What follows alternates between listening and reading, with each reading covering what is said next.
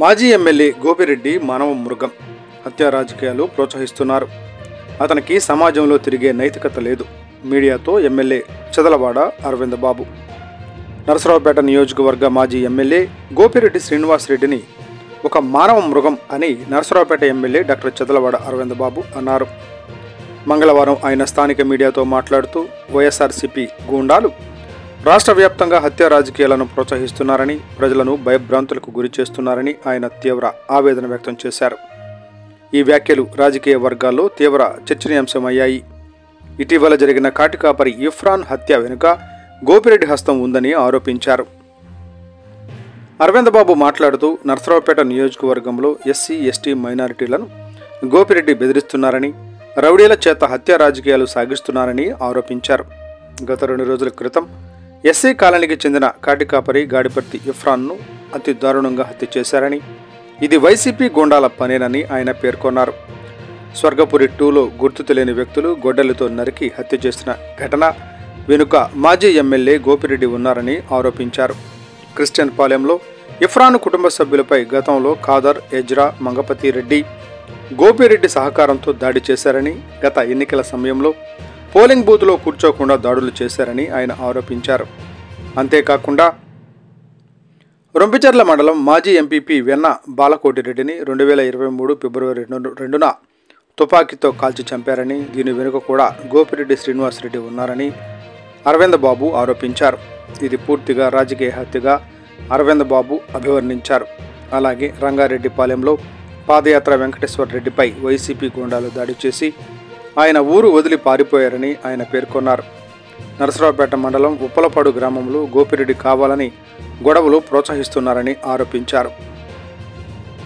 మానవ విలువలు లేని మానవ మృగం మాజీ ఎమ్మెల్యే గోపిరెడ్డి శ్రీనివాసరెడ్డి అని, అతనికి సభ్య సమాజంలో తిరిగే నైతికత లేదని అరవింద్ బాబు తీవ్ర విమర్శలు చేశారు. గోపిరెడ్డి వెంటనే గొడ్డలిపోటు అని, వైఎస్ వివేకానంద రెడ్డిని గొడ్డలతో నరికినట్లుగా ఇఫ్రాన్ను కూడా అదేవిధంగా హతమార్చారని ఆయనకు ఆరోపించారు. వైసీపీ పార్టీ అంటేనే హత్య రాజకీయాల పార్టీ అని తీవ్ర విమర్శలు చేశారు. మీడియా సోదరులందరికీ ధన్యవాదాలు. ఈ మాజీ ఎమ్మెల్యే గోపిరెడ్డి శ్రీనివాసరెడ్డి అని అతను మానవ రూపంలో ఉన్న మృగం లాంటోడు. ఎన్నో దుర్మార్గాలకి హత్యలే కారణం ఈ మా గోపిరెడ్డి శ్రీనివాసరెడ్డి. అదేవిధంగా మరి గడిచిన 5 ఏళ్ళుగా మేము చూస్తూ ఉన్నాము. అలవాల్లో వెన్న బాలకోటి బాబాయిని హత్య చేసిన వర్గం కూడా వీళ్ళే, గోపిరెడ్డి అనుచరులే. అదేవిధంగా వరోకట్లో ఇబ్రహీంను కూడా చంపించింది వీళ్ళ వర్గమే, వైసీపీ మనుషులే, కిరాయి గుండాలు. సరే ఇవన్నీ మర్చిపోయాం అనుకోని దీపావళి పండుగ సందర్భంగా అందరూ కూడా సంతోషంగా ఉందాం అనుకుంటే మరి 5వ వార్డు క్రిస్టియన్ పాలెంలో గాడిపత్తి ఇఫ్రాన్ అనే అతను మరి 3 అన్నదమ్ములు, అతను రాయపాడు రోడ్లో స్వర్గపురి 2లో నైట్ వాచ్మెన్గా చేస్తున్నాడు.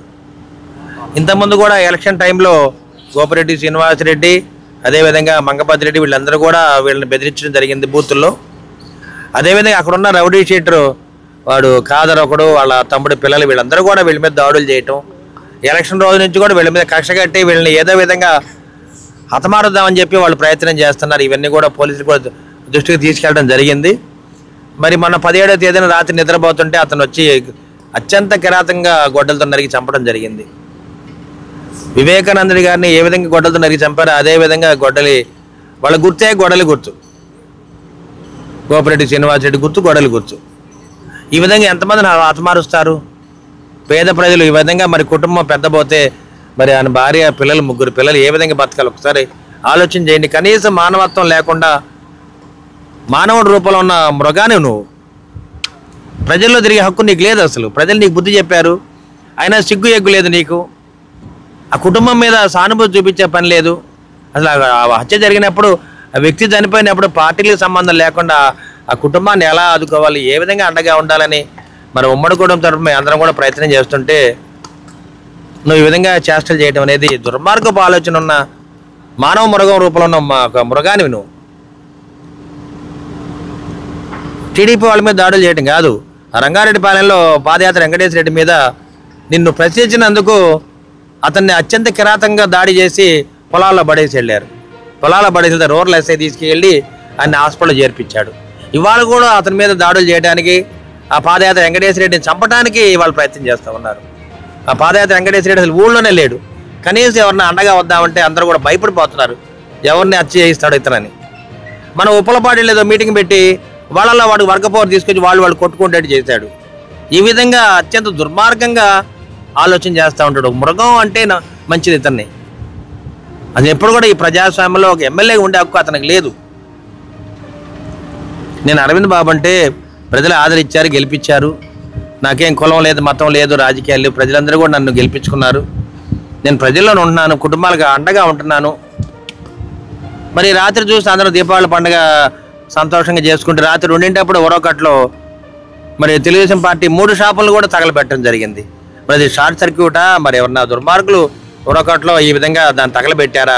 వాళ్ళందరూ కూడా చెక్క పని చేసుకొని తలుపులో తయారు చేసుకుంటారు పాపం, పేద ముస్లిం మైనారిటీ వాళ్ళు. వీళ్ళేమో ఎస్సీస్. వీళ్ళ మీద ఈ విధంగా అత్యంత కిరాతకంగా దాడులు చేస్తే మరి ఇంకా నువ్వు సభ్య సమాజంలో నువ్వు తిరగొచ్చా లేదా? ఒక్కసారి మాజీ ఎమ్మెల్యే శ్రీనివాస్ రెడ్డిని సిగ్గు తెచ్చుకోమని చెప్తా ఉన్నాను. కనీసం మానవత్వం లేదు, ఆలోచన లేదు. అది ఈ కుటుంబాలు ఏ విధంగా బతుకుతాయి? ఆ షాపులు తగలబెట్టారు అక్కడ.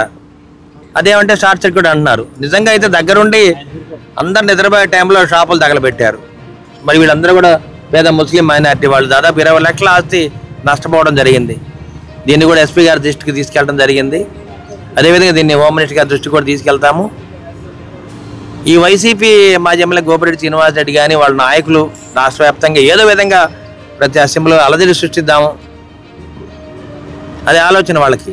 వీళ్ళందరూ కూడా ఎటువంటి ఆలోచన ఉన్నారంటే గంజాయి మాఫియా, గుట్కా మాఫియా, మద్యం మాఫియా చేసిన వీళ్ళందరూ అత్యంత కిరాతకంగా ఆలోచించే మనుషులు వీళ్ళు. ప్రజలే వీళ్ళకి బుద్ధి చెప్తారు. ఎప్పుడైతే 2024 ఏ విధంగా బుద్ధి చెప్పారో 2029లో కూడా ఏ విధంగా బుద్ధి చెప్తారని చెప్పి గోపిరెడ్డి శ్రీనివాస్ రెడ్డిని మళ్ళీ బుద్ధి తెచ్చుకోమని చెప్పి